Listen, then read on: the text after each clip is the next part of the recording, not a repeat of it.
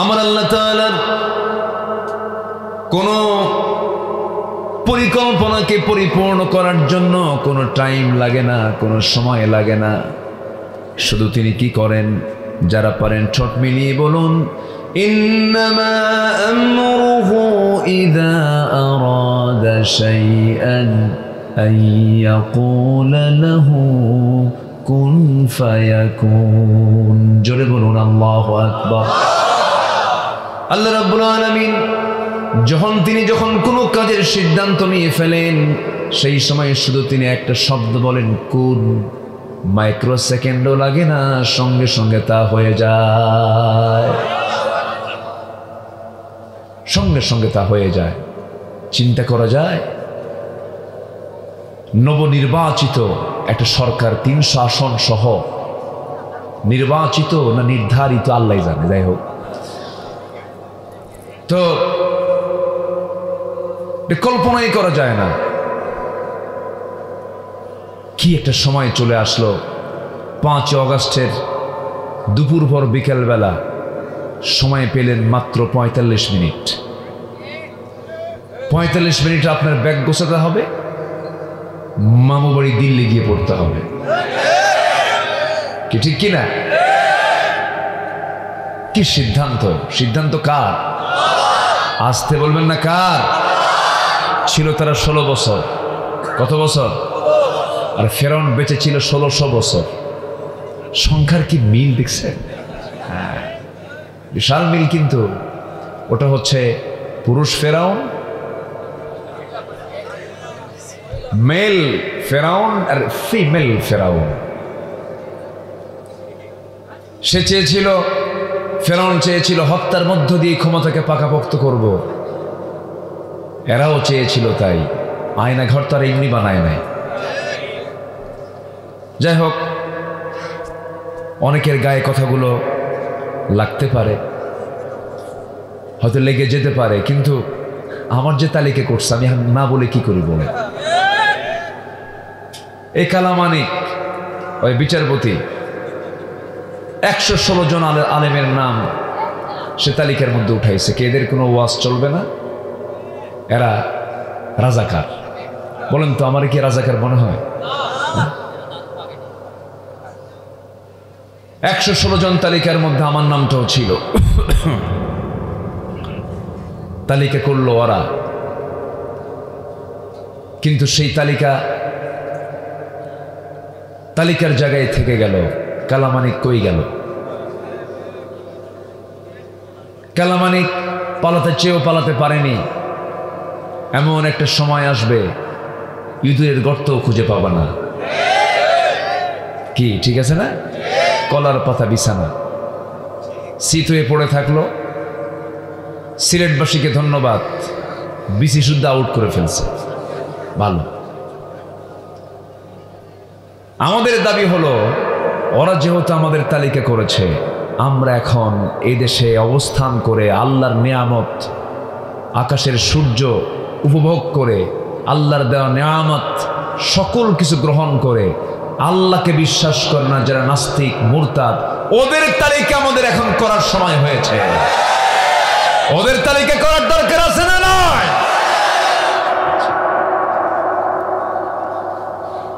ইসলাম 3 অপরাধীকে ক্ষমা করেনি। একটা হচ্ছে কতলুন নফস, যারা হত্যাকারী, যারা খুনি, তাদের কোনো ক্ষমা, আসতে কয়, তাদের কোনো ক্ষমা। নাম্বার 2 আস-সাইয়্যিবুজ জানি, যারা জেনাকার, বুড়া জেনাকার। কি জেনাকার বলেন? মানে ছোট বয়সী না, বুড়া বয়সেও জেনা করা বাদ দেয় না। এরকম আকাম্মা, বদমাইশ, কিছু বদমাইশ নেতৃত্ব, চরিত্রহীন নেতৃত্ব আমার দেশে ছিল কি ছিল না বলেন? জাহাঙ্গীরনগর ইউনিভার্সিটিকে কত বড় একটা কলঙ্ক লেপন করে দিয়েছে আরেক মানিক। তৎকালীন সে ছিল ছাত্রলীগের নেতা। সে 100টা মেয়ের জীবন নষ্ট করে 100 মেয়ের সঙ্গে সে অবৈধ সম্পর্ক করে, জেনা করে, ধর্ষণ করে, সেই ধর্ষণের সে সেঞ্চুরি উদযাপন করেছে মিষ্টি বিতরণের মধ্য দিয়ে ক্যাম্পাসে। তার শাস্তি কি হয়েছে? বিগত 16 বছর কেউ কিছু করেনি, কেউ কিছু বলেও নি, বরঞ্চ কি শাস্তি দিয়েছে জানেন? এই দুষ্ট ছেলে এগুলো করতে নেই, এটাই হলো তার ফায়সালা। এখন সব এগুলো মাথায় নেওয়া দরকার। আসতে বলবেন না, ঠিক কিনা? মাথায় নেওয়ার প্রয়োজন আছে না নাই? আমরা কলঙ্ককে দূর করতে চাই। একটু বসেন। তবে সকল অন্যায়কে প্রতিহত করার জন্য আগে নিজের জীবনের সৌন্দর্যের দরকার আছে না নাই? নিজের জীবনের চারিত্রিক সৌন্দর্যের প্রয়োজন সবার পরে না সবার আগে? সবার আগে। আসুন একটু আস্তে আস্তে আমাদের জীবনকে কেমন করে সুন্দর করা যায় সবার আগে পরামর্শ নেব সেই কিতাব থেকে, যে কিতাব আসমান থেকে নাজিল হয়েছে। তার নাম কি? আসতে বলবেন না, তার নাম কি? কোরআন। কোরআন আমাকে কি কি চরিত্র, কি চারিত্রিক সৌন্দর্য উপহার দেয়। আজকে আমার আলোচনার সাবজেক্টের মূল বিষয়টাই হচ্ছে এটা, কোরআনের আলোকে মুমিনের সৌন্দর্য, চরিত্রকে কেমনে সুন্দর করে গড়া যায় এই বিষয়ে আমি কিছু কথা বলতে চাচ্ছি। আমাকে সময় দিচ্ছেন তো নাকি? জোরে বলি ইনশাআল্লাহ। আজকের সমাজে, আমার বাংলাদেশে কোনো কিছুর সংকট না থাকলেও আমার কাছে মনে হয় 1 নম্বর সংকট হলো চারিত্রিক সংকট, সৎ নেতৃত্বের সংকট। আছে না নাই? আচ্ছা, সম্মানিত ভাইয়েরা, আসুন ধীরে ধীরে আমরা আলোচনার দিকে চলে যাই। কষ্ট হচ্ছে না তো? আচ্ছা, তো মুমিনের সৌন্দর্য মোটামুটি আজকে আমরা যদি 15টা পয়েন্টের উপরে কথা শুনি, আমাদের এই সৌন্দর্যগুলো, আমাদের কি কি চরিত্রগুলো আনা দরকার আমরা জানতে পারবো, এবং যদি মানতে পারি এই চারিত্রিক সৌন্দর্য অর্জনের মধ্য দিয়েই আমাদের জান্নাত নিশ্চিত করে দিবেন। তিনি আমার কে? আসতে বলবেন না, তিনি আমার কে? আল্লাহ। একটু কান লাগাবেন সবাই। কোরআন এমন একটা কিতাব, এটা এমন একটা গ্রন্থ, আপনি কোন দিক থেকে কোরআন থেকে জানবেন, কোন সাইড থেকে? সাহিত্য পাবেন, আইন পাবেন, ব্যবসা পাবেন, ব্যাংক পাবেন, বীমা পাবেন, রাষ্ট্র পাবেন, প্রশাসন পাবেন, কোথায় কি নাই সব বলে দিয়েছেন এই কিতাবের মধ্যে। তিনি কে? আল্লাহ তাআলা। আমার বন্ধুগণ, মুমিনের সৌন্দর্য কি হওয়া দরকার? মুমিনের চারিত্রিক সৌন্দর্যের 1 নম্বর দিক হলো, আল্লাহ রাব্বুল আলামিন ইমানদারকে ডাক দিয়ে একটা সূরার মধ্যে বলছেন, সূরাতুল আহজাব ভার্স নাম্বার 70।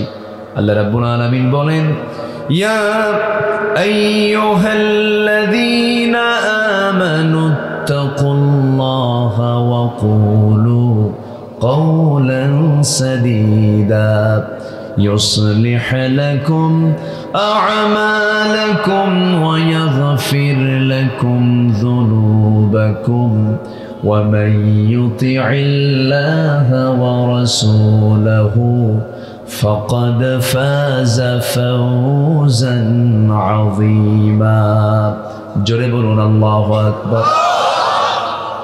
হে ইমানদারেরা, তোমরা আল্লাহকে ভয় করো, তাকওয়ার নীতি অবলম্বন করো, তাকওয়া তোমরা অর্জন করো, কারণ এই তাকওয়া আল্লাহর সঙ্গে নৈকট্য হাসিলের একমাত্র মাধ্যম। আর তাকওয়াবান ব্যক্তি একমাত্র চারিত্রিক সৌন্দর্যের সকল দিক তার মধ্যে উপস্থিত থেকে যায়। তাকওয়ার গুণ অর্জন করার পরে আল্লাহ রাব্বুল আলামিন বান্দাকে ডাক দিয়ে বলছেন, এবং সাথে একটা আমল করো, সেটা হলো ওয়াকুলু কওলান সাদীদা। তোমরা যখন কথা বলতে যাবে, যখন তোমরা কারোর সঙ্গে বাক্যালাপ করতে যাবে, সেই সময় তোমরা স্ট্রেট ফরওয়ার্ড, সোজা কথা বলো। কি কথা বলো? সোজা কথা বলো, মিথ্যার আশ্রয় নিও না। মনে হয় দোয়া করে দিলে ভালো হয় নাকি? তো এই লোকগুলো ওঠা বসা করে কেন? বসেন। মাইকম্যান কোথায়? মাইকম্যান চতুর্থ আসমানে? কেন মাইক ছাড়া কোথায় যায় সে? সম্মানিত ভাইয়েরা, আওয়াজ এত স্লো করে দিয়ে গেছে কেন? এখানে আসতে বলে। শোনা যাচ্ছে? কম শোনা যায় না? সমস্যা না, আমি তো টের পাচ্ছি। কে আসছে? কই মাইকম্যান? কে? আচ্ছা ঠিক আছে। এখন কি শোনা যায়? একটু সুন্দর করে সবার কানে কানে দেন, এদিকে আমার কানটাও ঠিক করে দেন।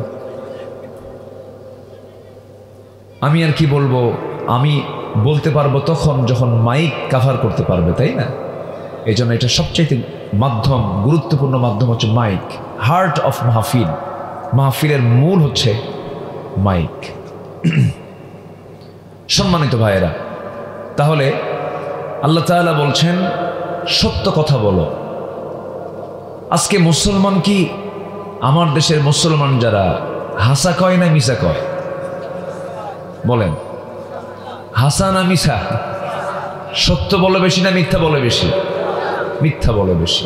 এটা কি মুমিনের সৌন্দর্য, ইমানদারের সৌন্দর্য, মুসলমানের সৌন্দর্য? একজন মানুষের জীবনে কৌতুক করে মিথ্যা কথা কখনো বের হয় নাই। 63 বছর 9 ঘন্টা যারা জীবন ছিল, আয়ুকাল ছিল, এই জীবনে 63 বছর 9 ঘন্টা তিনি বেঁচে ছিলেন। তার জীবনে তার মুখ থেকে অযাচিত, অপ্রয়োজনীয়, অপ্রাসঙ্গিক এবং চুল পরিমাণ কৌতুক করে মিথ্যা বলেছেন এমন রিপোর্ট তার জীবনে ছিল না। জোরে বলি সুবহানাল্লাহ। তিনি কেউ নন, তিনি হচ্ছেন লাকাদ কানা লাকুম ফি রাসূলিল্লাহি উসওয়াতুন হাসানাহ লিমান কানা ইয়ারজুল্লাহা ওয়াল ইয়াওমাল আখির ওয়া যাকারাল্লাহা কাসীরা। জোরে বলুন আল্লাহু আকবার। তিনি আমার নবী, আমাদের জন্য উসওয়া হাসানা জনাবে মুহাম্মদুর রাসূলুল্লাহ সাল্লাল্লাহু আলাইহি ওয়াসাল্লাম। অথচ আমরা তার উম্মত হয়ে হরহামেশা মিথ্যা কথা বলে ফেলি। আল্লাহর ওলি হওয়ার জন্য, আল্লাহর নৈকট্য হাসিলের জন্য এটা সবচেয়ে বড় গুণ।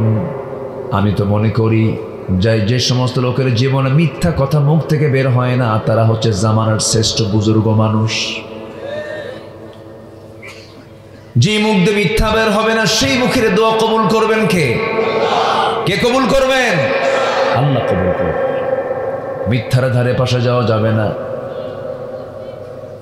আমার নবীজি একদিন বসে আছেন, এক সাহাবী এসে বলছেন, ইয়া রাসূলুল্লাহ, আপনি আমাকে শুধু শর্ট একটা আমল শিখায় দিবেন। আমি একটা আমলের বেশি 2টা আমল করব না। আমার নবীজি তাকে বললেন, তুমি একটা আমল যদি শুধু করতে চাও, একটা আমল তোমাকে শিখায় দিলাম, আজকে থেকে কখনো মিথ্যা কথা মুখ থেকে বের করবা না, মিথ্যার ধারে পাশে যাবে না। ওই আমল নিয়ে চলে গেলেন। প্রাথমিক পর্যায়ে থাকা ওই সাহাবীর মধ্যে বড় বড় 3টা বড় দোষ ছিল: চুরি, জেনা এবং মদ।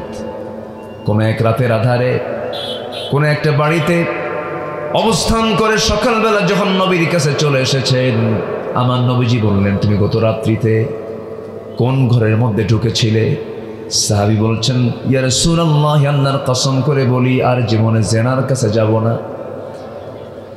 পরের দিন সকালবেলা গিয়েছেন, রাসূল বললেন, সাহাবী, গত রাত্রিতে তুমি হাতের মধ্যে কিসের বোতল নিয়েছিলে? আল্লাহর কসম, আজকে থেকে মদের বোতল আর হাতের মধ্যে তুলব না। এরপর রাসূল বলেন, গত রাত্রে তুমি কোন বাড়িতে গিয়েছিলে? ইয়া রাসূলুল্লাহ, আল্লাহর কসম করে বলি আজকে থেকে জীবনে কোনোদিন চুরির কাছে যাব না। এরপর তিনি বলছেন, ওই সাহাবী বলছেন, ইয়া রাসূলুল্লাহ, আল্লাহর নামের কসম করে বলছে আপনি আসলেই সত্যি আল্লাহর নবী, আপনি আল্লাহর পয়গম্বর, কোনো সন্দেহ নাই। জীবনে আজকের থেকে ওয়াদা করলাম জীবনে আর কোনোদিন মিথ্যা জীবনে আর কোনোদিন মদ জিনা নারীর ধারে পাশে আমি আর যাব না। জোরে বলি সুবহানাল্লাহ। মিথ্যা সকল পাপকে টেনে আনে। 16টা বছর এদেশের বিটিভি সহ যত চ্যানেল ছিল সবগুলো ছিল হলো মিথ্যা তথ্য দিয়ে ভরা, ঠিক কিনা বলেন? যা পেয়েছে সব মিথ্যা। আজকে তা টের পাচ্ছি না আমরা। দেশ কত দূর আগায় নিয়ে গেছে তারা। 18 কোটি মানুষ যে দেশের নাগরিক, 11 লক্ষ কোটি টাকা দেশে ঋণ রেখেছে তারা। কি বলে 18 লক্ষ কোটি টাকা তারা দেশের ঋণ রেখে গেছে। এর মধ্যে 11 লক্ষ কোটি টাকা তারা নিজেরাই পাচার করে নিয়ে চলে গেছে। কয়েকটা ধরা পড়ছে অবশ্য। এর মধ্যে একজন বিশেষ খ্যাতিমান মানুষ সালমান এফ রহমান ওরফে বাবা দরবেশ, ঠিক কিনা বলেন? মাথার চুলগুলো থেকে শুরু করে নিয়ে পা পর্যন্ত সব সাদা, মানুষটাও সাদা। এত সুন্দর চেহারার মানুষ, মনে হয় আসমান থেকে জিব্রাইল চলে আসছে। এত সুন্দর চেহারা। বাঁচার জন্য কত নেকি করলো সবাই তো জানেন কম বেশি। কত চেষ্টা করলো, কত অভিনয় করলো, মাথার চুল কালো বানালো, দাড়িটা রাখলোই না, কেটেই ফেললো। পাঞ্জাবি খুইলা গেঞ্জি পরলো, পায়জামা খুইলা লুঙ্গি পরলো, নৌকায় চললো। নৌকায় চড়ার পর সেই নৌকার ভেড়ে না কোস্টগার্ড ধরে ফেললো বন্ধু আইনমন্ত্রীকে। আইনমন্ত্রী আর চুল কাটবে কেমনে? ওর চুলই তো নাই। দাড়ি কাটবে কেমনে? দাড়ি তো আগের থেকে রাখে নাই, উপায় তো নাই। তা আইনমন্ত্রীকে যখন ধরে নিয়ে যাচ্ছে তখন বলল, আসলাম দুজন, যাব একা। এটা কেমন কথা? হ্যাঁ, কি কথা কি বুঝতেছেন আপনারা? আসলাম সাথে দুইজন একসাথে আর যাব এক, এটা কেমন হয়? তখন বলে, ঘটনা কি? আরেকজন আছে তো, ওই যে বসে আছে। কে ওটা? ভালো করে দেখো, চিনবা, ভালো করে দেখো। কেন চিনতেছি না তো, মাথার চুল কালো, মুখের দাড়ি নাই, লোকটা কে? চেনা যায় না তো। ভালো করে দেখো, ওটাই দরবেশ। ধরে নিয়ে আসা হলো। এখান থেকে একটা শিক্ষা আছে, জালিম জালিমকেও ছাড় দেয় না, কিন্তু ইমানদার ইমানদারের জীবন রক্ষার জন্য জীবন পর্যন্ত দিতে প্রস্তুত নিয়ে নেয়, ঠিক কিনা? চিন্তা করেন, গোটা দেশের সমস্ত নেতৃবৃন্দ থুইয়া হেলিকপ্টারে চড়ে মারছে, দূর পালাইছে। ইমানদারের চরিত্র এগুলো নয়। আমার নবীজি বদরের প্রান্তরে, উহুদের প্রান্তরে সকল সাহাবে কেরামকে নিয়ে যখন চলে গেছেন, তিনি সবার পেছনে না তিনি সবার আগে? সবার পেছনে না সবার আগে? সবার আগে। এটাই ইমানদারের চরিত্র হওয়া উচিত ছিল। আমার বন্ধুগণ, আছে না নাই? কি ধৈর্য আছে? মাঝে মাঝে আবার খতিবকে হুমকিও মারে, হুজুর আমাদের কি সময়ের দাম নাই? এরকম করে কথা বলে, আছে কি না? আছে।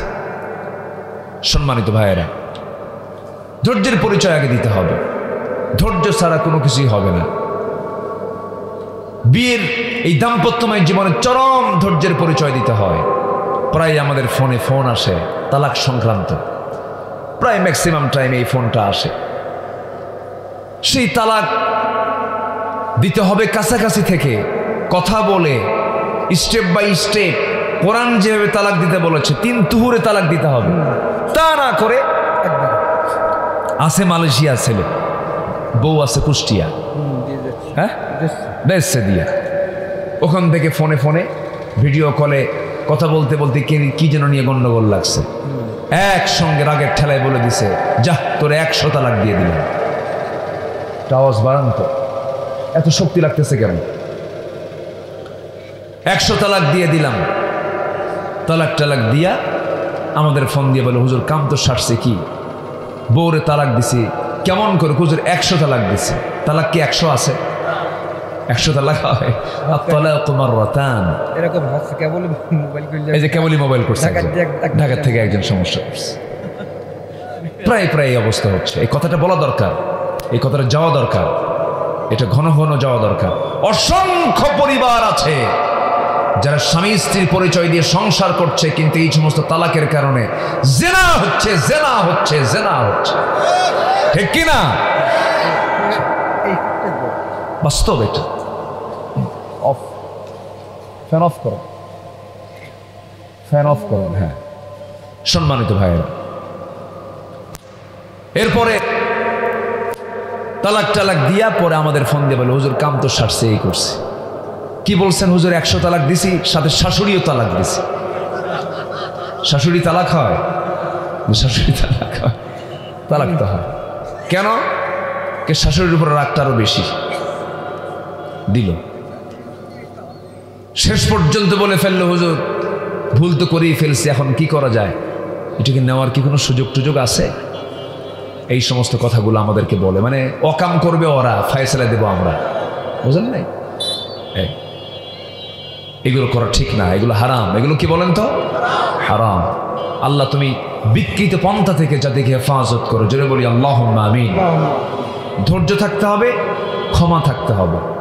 স্বামী স্ত্রীর মধ্যে কোনো দ্বন্দ্ব লেগেছে, এর মধ্যে সবচেয়ে বেশি ধৈর্যের পরিচয় দেবে কে? স্বামী না স্ত্রী?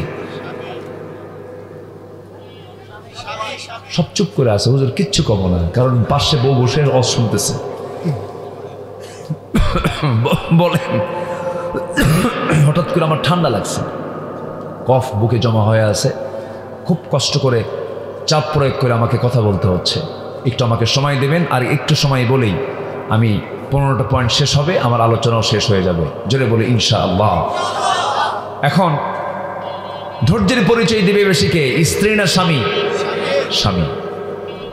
স্ত্রী যে দেবে না তা না, অবশ্যই দিতে হবে, কিন্তু আল্লাহ তাআলা স্ত্রীদের ধৈর্য দিয়েছেন এক জায়গায়, আর আপনার ধৈর্য দিয়েছেন আরেক জায়গায়। যেরকম সন্তান কোলে নিয়ে থাকা, সন্তান লালন পালন করা, এটাতে এগিয়ে কে? স্বামী না স্ত্রী? বাবা না মা? মা আগায় আছে, আপনি পারবেন না। 1.5 বছরের সন্তানকে যদি আপনার কোলে উঠায় দিয়া, অথবা 1.5 মাসের সন্তান আপনার কোলে উঠায় দিয়া বলে, তুমি 2 দিন একটু দেখো, 2 দিন কেন, 2 ঘন্টার পরেই সন্তান আছাড় মারা শেষ। এটার নাম হলো পুরুষ। এটার নাম কি বলেন? পুরুষ। পুরুষ পারবে না। এই ধৈর্য আল্লাহ তাআলা কাকে দিয়েছেন? নারীকে দিয়েছেন। আমার ভাইয়েরা, কিন্তু নেতৃত্ব দেওয়ার ক্ষেত্রে, পরিচালনার ক্ষেত্রে, সকল ক্ষেত্রে আল্লাহ রাব্বুল আলামিন ধৈর্যের পরিচয় পুরুষকে দিতে বলেছেন। আমার নবীজির 4টা স্ত্রী একদিন সামনে বসে বলতেছে, হুজুর আমাদের 4 জনের মধ্যে একটা দ্বন্দ্ব লেগেছে। কি দ্বন্দ্ব? আপনি মূলত এই 4 জনের মধ্যে আপনি কাকে সবচাইতে বেশি ভালোবাসেন? রাসূল মুস্কি হাসি মেরে মনে মনে চিন্তা করেন, কার নাম বলে আমি কার কি করব, কেমনে বলি, জবাবটা কেমনে দেই? জবাব দিলেন না, শুধু বললেন, যাও, যে প্রশ্ন তোমরা আমাকে করে সেটার জবাব দেওয়ার জন্য একটু সময় লাগবে আমার, আমি আগামীকালকে সকালে বলবো, যাও। পাঠায় দিয়েছেন। পাঠায় দিয়া রাতের বেলা করলেন কি, 2টা করে খেজুর প্যাকেট করে প্রথমে আম্মা জান আয়েশার ঘরে গিয়ে বলছেন, আয়েশা আমি তোমাকে দারুণ লাইক করি, আহিব্বুক, আই লাভ ইউ। কি বউকে বলা জায়েজ আছে না নাই? আসতে বলে, আছে না নাই? পরের বউ না নিজের বউ? হ্যাঁ, এটা যেন মনে থাকে। আবার আমার নবীজি বলছেন, আয়েশা আমি তোমাকে দারুণ ভালোবাসি, যে 2টা খেজুর তোমাকে ভালোবাসে দিয়ে গেলাম। এই কথা যেন অন্য কোনো স্ত্রী কানে না যায়। 2য় ঘরে গিয়ে তাই বললেন, 3য় ঘরে গিয়ে তাই বললেন, 4র্থ ঘরে গিয়ে বললেন একই কথা। খেজুর 2টা করে দিয়ে আসলেন।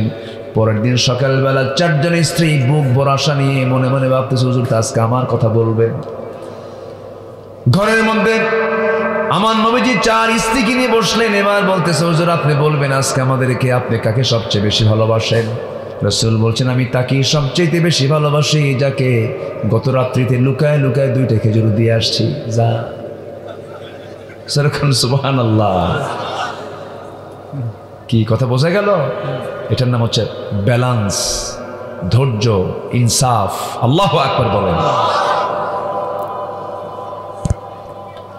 আমার বন্ধুগণ, নাম্বার 5 হলো, মনে আছে কি? মনে আছে আপনাদের?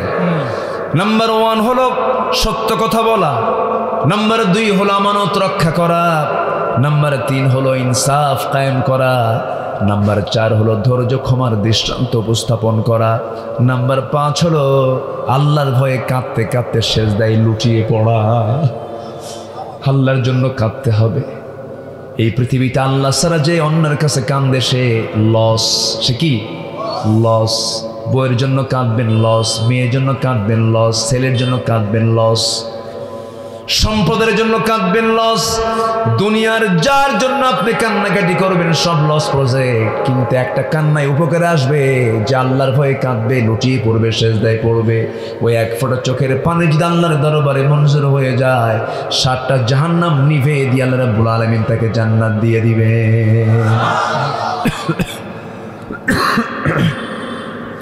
আল্লাহ রাব্বুল আলামিন বলেন, ওয়াল্লাযীনা ইয়াবিতুনা লিরাব্বিহিম সুজদান ওয়া কিয়ামা ওয়াল্লাযীনা ইয়াকুলুনা রাব্বানা সরিফ আন্না আযাবা জাহান্নাম ইন্না আযাবাহা কানা গরামান ইন্নাহা সাআত মুস্তাকাররান ওয়া মুকামা। জোরে বলি আল্লাহু আকবার। আল্লাহর ভয়ে কেঁদে কেঁদে বলবে, আল্লাহ ওই জাহান্নামে ঢোকা তো আমার দ্বারা সম্ভব না, আমাকে জাহান্নাম থেকে বাঁচাও। আল্লাহ তুমি আমাকে মাফ করে দাও। যে সমস্ত বান্দাগুলো আল্লাহর ভয়ে চোখের পানি ফেলে ফেলে যায়, নামাজ ভিজায় ফেলে, আল্লাহ বলেন ওই বান্দাকে মাফ করে দাও, আমি আল্লাহ আমার ওয়াজিব হয়ে যায়। জোরে কোন সুবহানাল্লাহ। মাফ চাইবো কার কাছে? ক্ষমা চাইবো কার কাছে? চোখের পানি ফেলে ফেলে কাঁদবো কার কাছে? আল্লাহর কাছে। হারে সাহাবীরা দুনিয়াকে প্রাধান্য দেন নাই, দুনিয়াকে বিক্রি করে দিয়েছেন, আখিরাতের কাছে নয়। হ্যাঁ, আখিরাতের কাছেই তারা দুনিয়াকে বিক্রি করে দিয়েছেন। আখিরাতটা তারা কিনে নিয়েছেন, দুনিয়া তারা বিক্রি করে ফেলেছেন। একটা ছোট্ট ইতিহাস মনে পড়ে গেল, শুনবেন নাকি? আগ্রহ আছে তো? ওইদিকে ওমর ফারুকের জীবনের একটা অংশ কিন্তু বাদ পড়ে আছে। আছে, মনে আছে? মনে আছে?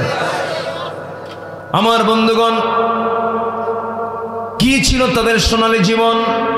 মক্কা এবং মদিনার ঠিক মাঝখান বরাবর বাড়ি। একজন ব্যক্তি, একজন সাহাবী ইসলাম কবুল করেছেন। ছোটবেলায় বাপকে হারিয়েছেন, এতিম হয়ে চাচার কাছে মানুষ হয়েছেন। সেই সাহাবী ইসলাম কবুল করলেন। চাচা এসে বলল, ভাতিজা শুনলাম কি জানো? এবারে ভাতিজা বলছে, আপনারা শুনবেন কেন? দেখেন, লা ইলাহা ইল্লাল্লাহ। এই আচরণ দেখে চাচা বলে ফেললো, তুই কি জানিস তোর সমস্ত সম্পদ আমি জোর করে দখল করে নেব? কে চাচা, জোর করে দখল করার দরকার নাই, আমি আপোষে সব দিয়ে দিলাম, ঈমান আমার বড়। যেরকম সুবহানাল্লাহ। গায়ের জামাটাও খুলে নিয়েছে, জোর করে মারধর করে লুঙ্গিটা পর্যন্ত খুলে নিয়ে তাকে উলঙ্গ করে ঘর থেকে বের করে দিয়েছে, তাও খুশি তিনি। দরজার কাছে গিয়ে বলে, মা দরজা খুলো, তবে আমাকে দেখো না, আমাকে ছোট্ট একটা কাপড় দিয়ে দাও, সতরটা ঢেকে ফেলবো, নবীর দরবারে চলে যাচ্ছি। ঈমান বিক্রি করি নাই, দুনিয়া বিক্রি আমার হয়ে গেছে। যেরকম সুবহানাল্লাহ। দুনিয়া বিক্রি হয়ে গেছে কিন্তু ঈমান বিক্রি হয়নি। ছুটে চললেন নবীর পানে। প্রচন্ড শীতকাল, ঠান্ডার সময়, খালি গায়ে কোনো মতো সতরটা থেকে চলে গেছেন মদিনার মসজিদের পাশে নবীর কবর, নবীর হুজরাখানার সামনে গিয়ে দাঁড়ায়ছেন। দরজায় নক করেছেন, দরজা খোলা মাত্র রাসূল দেখলেন কে যেন সামনে দাঁড়ানো, গায়ে কাপড় চোপড় নাই, নগ্ন দেহ। ভিতরে ঢুকলেন। আমার নবীজি তার নিজের পরনের দুটো জুব্বা, নিজের গায়ের দেওয়ার দুটো জুব্বা আস্তে করে হাতের মধ্যে নিয়ে বললেন, যুবক এই যে জুব্বাখানা তুমি পড়ো। জুব্বাটা পড়ার পরে তিনি বলেন, কি হয়েছে, ঘটনা কি? কে চাচা আমাকে বস্ত্রহীন করে বাড়ি থেকে বের করে দিয়েছে। রাসূল মুস্কি হাসি মেরে বললেন, তোমার চাচা তোমাকে কাপড় ছাড়া শূন্য দেহে পাঠিয়ে দিয়েছে, আর বিশ্বনবী তার গায়ের জুব্বা তোমাকে হাদিয়া দিয়েছে, যাও। যেরকম সুবহানাল্লাহ। খুব খুশি সাহাবী। এবার রাসূল বলছেন, ও সাহাবী তুমি কিছু বলতে চাও নাকি? এবার তিনি বলছেন, ইয়া রাসূলুল্লাহি, আমার বলার কি, আপনি আমার জন্য একটু দোয়া করবেন, আপনি আমার জন্য খাস করে দোয়া করবেন। আমার রাসূল করলেন কি, হাত দুটো উঁচু করে আকাশের দিকে তাকায় বলছে, আল্লাহ তাআলা আমার আব্দুল্লাহর জান মাল তুমি কাফের বেঈমানদের জন্য হারাম করে দাও। মনটা খারাপ হয়ে গেছে। হুজুর দোয়া চাইলাম কি, আপনি দোয়া করলেন কি? কি হয়েছে তোমার? হুজুর আমি তো শহীদ হতে পারবো না, কাফের বেঈমানদের জন্য আমি হারাম হয়ে গেছে, আমাকে মারতে পারবে না, ওরা আমাকে শেষ করতে পারবে না। এবার রাসূল বলছেন তোমার যদি জিহাদের তামান্না থাকে, ওয়াইম্মা তাআলা ফিরাশি, আল্লাহ রাব্বুল আলামিন তোমাকে শহীদের দরজা বিছনায় মূল্য দিয়ে দিবেন। জোরে বলেন সুবহানাল্লাহ। আমার নবীজি ওই সাহাবীকে পাঠিয়ে দিলেন, সাহাবায়ে কেরামদের মধ্যে সময় কাটান। মদিনা থেকে যুদ্ধের ডাক চলে এসেছে, যুদ্ধের ময়দানেও তিনি চলে গেলেন। যুদ্ধ শেষ হলো, যুদ্ধ থেকে ফেরার পথে হঠাৎ করে মদিনায় আসার পথে তিনি অসুস্থ হয়ে পড়লেন। নবীকে জানানো হলো, রাসূল বললেন আমার প্রিয় সাহাবী তার সর্বোচ্চ সেবাটুকুন করো। সর্বশেষ 3 দিন পরে আবার জানানো হলো, হুজুর আমরা তাকে বাঁচাতে পারলাম না, আব্দুল্লাহ দুনিয়া থেকে বিদায় নিয়েছে। রাসূল বলেন গোসল করাও, কাফনের কাপড় পড়াও, আমার আব্দুল্লাহর জানাজা কেউ পড়াবে না, আমার আব্দুল্লাহর জানাজা আমি রাসূল নিজে তার দায়িত্ব গ্রহণ করলাম। রাসূল জানাজা পড়ায়া দিলেন। জানাজা শেষ করার পর রাসূল বলছেন সাহাবীরা রে, আমার আব্দুল্লাহর কবরটা কোথায় খনন করেছো? ওই যে 2 পাহাড়ের ঠিক মাঝখানে। রাসূল বলছেন সাহাবীরা, আমার আব্দুল্লাহর লাশটা কেউ কবরে রাখতে পারবে না, আমার আব্দুল্লাহর কবরটাতে আব্দুল্লাহর লাশ আমি রাসূল নিজের হাতে শোয়ায়া দেব, নিজের হাতে রাখবো, আমাকে নিয়ে চলো। রাসূল নিজে চলে গেলেন। যাওয়ার পরে কবরের সামনে দাঁড়ালেন, কবরের মাটিতে নামলেন। মাটিতে নেমে বলছে আবু বকর আমার ডানে আসো, ওমর আমার বামে আসো। কবরের মধ্যে নেমেছেন কয়জন? 3 জন নেমেছেন, পৃথিবীর 3 জন সেরা মানুষ নেমেছেন। মাঝখানে রাসূল হাত দুটো আগায় দিয়ে বলছে সাহাবীরা, আমার আব্দুল্লাহর লাশটা আমার হাতে দাও রে। এই আমার আব্দুল্লাহ দুনিয়া বেঁচে ঈমানটা রক্ষা করেছে, এই আব্দুল্লাহ দুনিয়ার সব মায়া ছেড়ে দিয়া আমার মায়া ধরেছে, আল্লাহর মায়া ধরেছে, আব্দুল্লাহকে আমার হাতে তুলে দাও। আব্দুল্লাহর লাশটা হাতের মধ্যে নিলেন, বললেন আবু বকর মাথা ধরো, ওমর পা ধরো। কবরে শোয়া দিলেন, শোয়া দিয়া বুকের উপরে হাত রেখে বলছে আরশের মালিক আল্লাহ, আমার আব্দুল্লাহর উপরে এই সময় পর্যন্ত আমি সন্তুষ্ট আছি, তুমি আব্দুল্লাহকে মাফ করে দাও। পাশে থেকে একজন সাহাবী সাদ বিন আবি ওয়াক্কাস রাদিয়াল্লাহু তাআলা চিৎকার মেরে বলছে আরে আমার পোড়া কপাল রে, আজকে জীবিত সাদ বিন আবি ওয়াক্কাস না হয়ে যদি মৃত সাদ বিন আবি ওয়াক্কাস হয়ে যদি ওই কবরের বাসিন্দা হতে পারতাম, জীবনটা ধন্য হতো। দুনিয়ার সবচেয়ে সেরা 3 জন মানুষ যার কবরে নামে, জোরে বলেন সুবহানাল্লাহ। আল্লাহু আকবার বলেন। জীবনটাকে রঙিন করব ঈমান দিয়ে, জোরে বলি ইনশাআল্লাহ, জোরে বলি ইনশাআল্লাহ। কাঁদবো কার ভয়ে? কাঁদবো কার ভয়ে?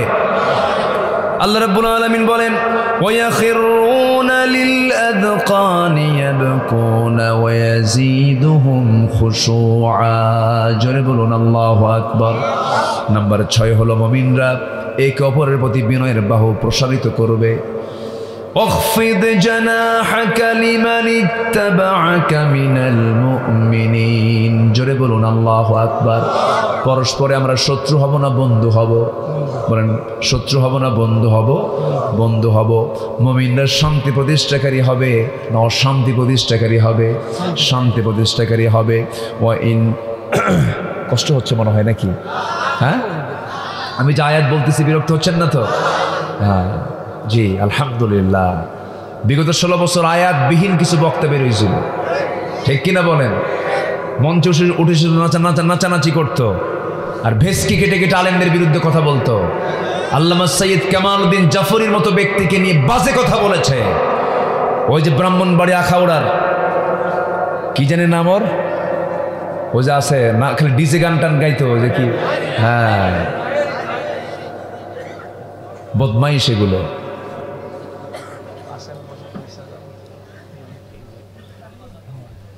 কথাগুলো তো যাচ্ছে ওর কানে তো যাবে, যা সমস্যা কি? শামীম ওসমান ওর মাহফিলে আসে, এসে প্রধান অতিথি হয়ে বলে হুজুর আমি আপনার জিকিরের খুব ভক্ত। দেখেন কোনো কিছুর ভক্ত না, মানে শয়তান বেছে না, বোঝেন? আমি আপনার জিকিরের খুব ভক্ত, আমি এখন চলে যাচ্ছি, আপনি আপনার ওই টানটা মারবেন জিকিরের, ওই টান শুনতে শুনতে যেন আমি বাড়ি পাই, টান যেন বন্ধ না হয়। দেখছেন, এই হচ্ছে এদের তবিয়তগুলো। নাম্বার 8, মুমিনরা একে অপরের দোষ ধরবে। আজ থেকে দোষ অন্বেষণ করবে না, দোষটাকে আড়াল করবে। আল্লাহু আকবার বলো। জি হ্যাঁ, কি এই কথাগুলো বলার দরকার আছে নাকি বলেন? হ্যাঁ, আল্লাহ রাব্বুল আলামিন বলেন, ইয়া আইয়ুহাল্লাযীনা আমানু ইজতানিবু কাসীরাম মিনায-যন্নি ইন্না বা'দায-যন্নি ইসমুন ওয়া লা তাজাসসাসু ওয়া লা ইয়াগতাব বা'দুকুম বা'দা أيحب أحدكم أن يأكل لحم أخيه ميتا فكرهتموه واتقوا الله إن الله تواب رحيم জোরে বলুন আল্লাহু আকবার। গীবত করতে যেও না, চগলখড়ি করো না, দাম হয়ে গেছে দামের উপরে দাম দিও না, আবার জমি বিক্রি করে বায়না করেছ, দলিলটা হয় নাই, বায়নার টাকাও নিয়েছ, আরেকজন শতক প্রতি 20,000 টাকা করে বেশি বলেছে, বায়না উল্টায় ফেলতেছ। এটা মনে হয় শৈল কোপায় নাই? আসতে বলবেন না, আছে না নাই? আছে। এগুলো করা যাবে না। বনের সম্পত্তি মেরে খাওয়া ভাই মনে হয় এলাকায় নাই।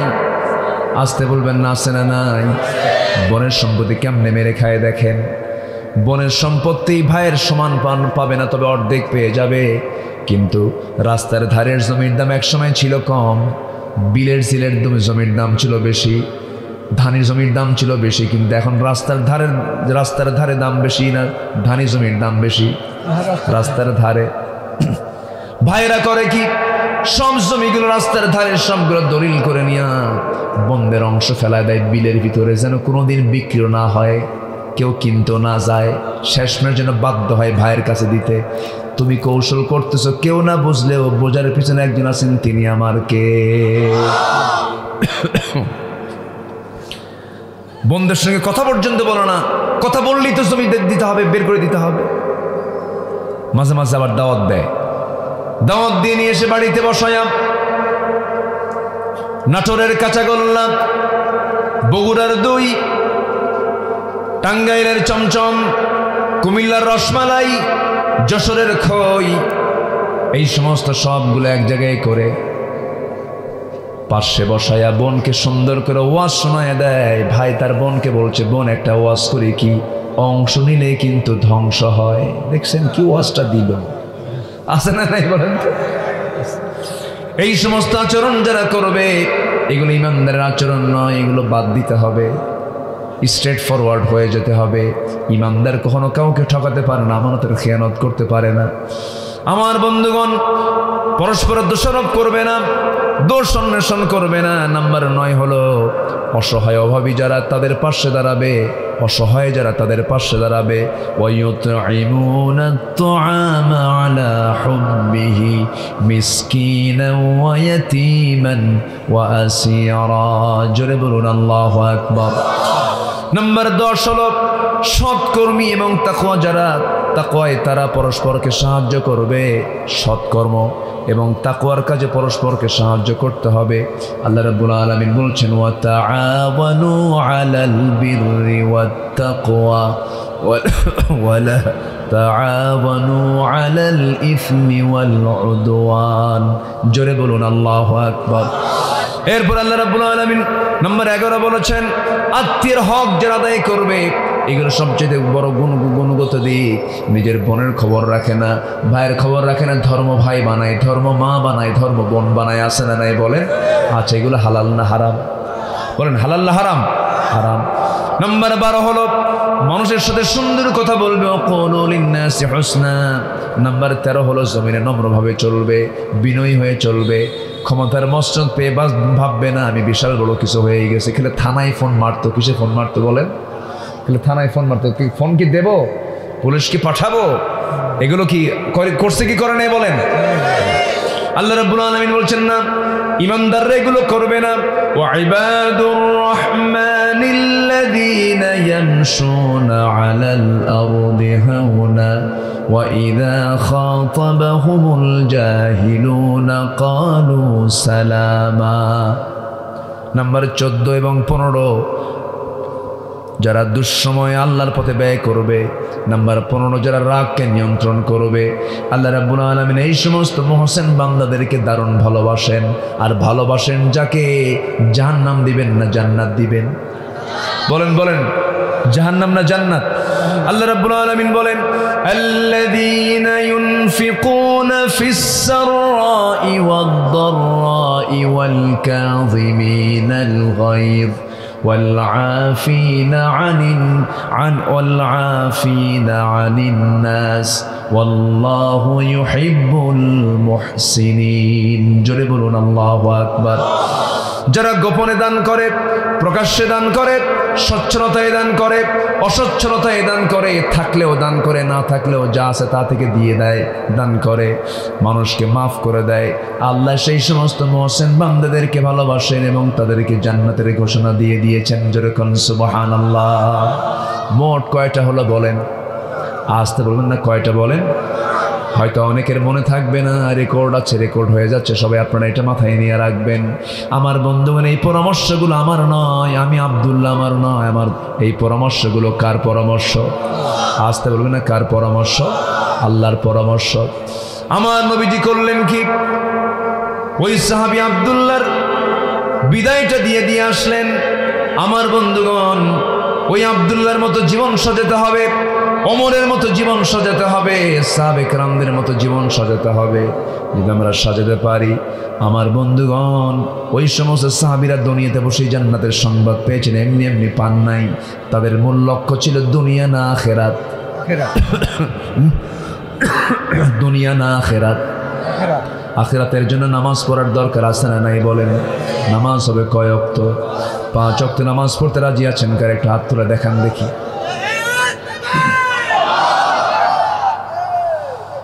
নামাজ পড়তে রাজি আছেন তো? চিৎকার মেরে বলি, ইয়া আল্লাহ, আমাদেরকে 5 ওয়াক্ত সালাত আদায় করার তৌফিক তুমি আল্লাহ দিয়ে দাও। জোরে বলি আমিন। আরো জোরে আমিন, আরো জোরে আমিন।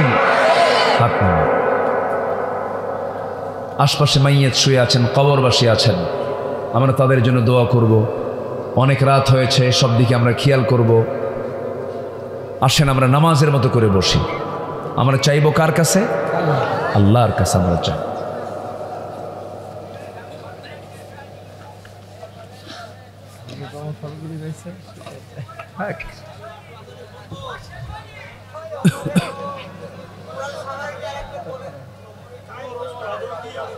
ও, কিছু কথা রয়ে গেছে না?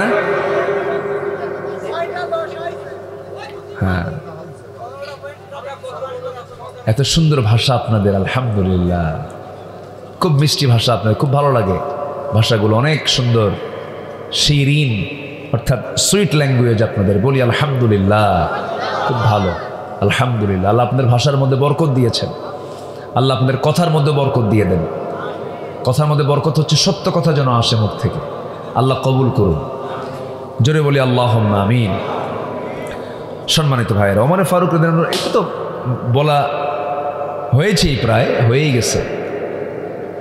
সাইয়েদনা ওমর ফারুক রাদিয়াল্লাহু তাআলা আনহু, বলবো কি শর্ট করে বলবো না লম্বা করে বলবো? লম্বা করে বলবো, হ্যাঁ শর্ট করে বলবো। শেষে বিচার হয়ে গেল, এই তো শেষ হয় না তো। সাইয়েদনা ওমর ফারুক রাদিয়াল্লাহু তাআলা আনহু উনি বললেন, ঠিক আছে বিচার তুমি করো, সমস্যা নাই, কিন্তু একটা কথা বলি। কি? নিজের পরিচয় কিন্তু দেননি উনি কে একবারও উনি বলেননি। ওনার তো কোনো দোষ নাই এখানে, কোনো গিল্টি তার মধ্যে নাই। কারণ দেশের যিনি চিফ, আসামিকে ধরার জন্য কি অনুমতি দরকার হয়? তার কোনো দোষ নাই, কিন্তু উনি বোঝেন নাই, ওই মহিলা বুঝতে পারে নাই।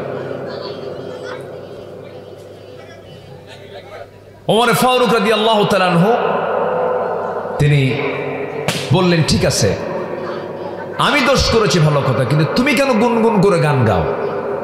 এটার মতলব কি? মহিলা বলতেছে, আমার স্বামীকে পাওয়ার জন্য আমি গান গাচ্ছিলাম। আচ্ছা ঠিক আছে, তা আমাকে মাফ করবা না? কেন মাফ করবো না? আচ্ছা তোমার সেই কাঙ্ক্ষিত স্বামীকে যদি আগামীকাল সূর্য উদয়ের আগেই যদি তোমার সামনে হাজির করি, তুমি কি আমার বিরুদ্ধে মামলা দিবা? মুচকি একখান হাসি মারছে। শাসক তো, উনি বোঝেন তো ওর রোগ কোথায়, ওর ব্যথাটা কোন জায়গায় মেডিসিন দিলে কাজ হবে। কালকে সকাল কেন, সন্ধ্যার মধ্যেও যদি আমার স্বামীকে আমার সামনে হাজির করে দিতে পারেন, আপনার বেকুসুর খালাস, যান। আল্লাহু আকবার বলেন। নিজের বাড়িতে চলে আসলেন, এসে বউকে বলেন, বউ, স্ত্রী, একজন স্ত্রী তার স্বামীকে ছাড়া কদিন পর্যন্ত ধৈর্য ধরে থাকতে পারে? আপনি বোঝেন না? আপনি তো বোঝেন কথাগুলো। এবার স্ত্রী বলছে, একটা আয়াত আছে, আল মুতাল্লাকাতু ইয়াতারাব্বাসনা বিআনফুসিহিন্না সালাসাতা কুরু। তালাকপ্রাপ্ত নারী অপেক্ষা করবে অন্য পুরুষকে স্বামী হিসেবে গ্রহণ করার জন্য কয় মাস পর্যন্ত? 3 মাস। 3 কুরু পর্যন্ত। এই 3টা ইদ্যত তাকে পূরণ করতে হবে। তো এখান থেকে বোঝানো হচ্ছে যে একটা স্ত্রী তার স্বামীকে ছাড়া 3 মাস পর্যন্ত ধৈর্যের পরিচয় দিতে পারে। এক্ষেত্রে স্বামীর অবশ্যই এই বিষয়টা লক্ষ্য করা উচিত। তখন তিনি করলেন কি? সেনাবাহিনী প্রধানকে ডাক দিয়ে বললেন, আজকের থেকে সকল সৈনিকদের 3 মাস পর সাধারণ ছুটি, ফ্যামিলিকে সময় দেওয়ার জন্য। আচ্ছা, সাথে ওই সীমান্ত প্রহরায় নিয়োগপ্রাপ্ত ওই যে রাতের গভীরে যে মহিলাকে উনি দেখতে গেছিলেন, তার হাজব্যান্ডকে অবিলম্বে খুব দ্রুত গতিতে তাকে ছুটি মঞ্জুর করা হোক, কারণ মামলা হওয়ার সম্ভাবনা আছে। কি কথা বলছেন? ছুটি মঞ্জুর করে দিলেন। সম্মানিত ভাইয়েরা, তাদের কাছে ক্ষমতা ছিল একটা মানে তাদের কাছে ক্ষমতা ছিল কি তাদের নিজের মান সম্মান যশ খ্যাতি প্রতিষ্ঠার জন্য, না আমানত রক্ষার জন্য? আমানত রক্ষার জন্য। তারা আমানত মনে করেছেন। আল্লাহ তাআলা আমাদের সকল কিছুকে সাহাবে কেরামদের অনুকরণীয়, তাদের অনুসরণীয় হয়ে তাদের কাজগুলো আমরা যেন ফলো করতে পারি, তৌফিক সবাইকে দান করুন। জোরে বলি আল্লাহুম্মা আমিন। কোরআনের আলোকে 15টি সৌন্দর্য, মানুষের চারিত্রিক সৌন্দর্য, এই 15টি চারিত্রিক সৌন্দর্য আল্লাহ তাআলা আমাদের ভিতরে উপস্থিত করে দেন। এই আশাবাদ কামনা করে আমি আমার ভাঙ্গাচোরা কিছু কথা যা বলেছি এখানে শেষ করছি। সবার কাছে দোয়া চাই, দোয়া করি, আপনি দোয়া করে দেন।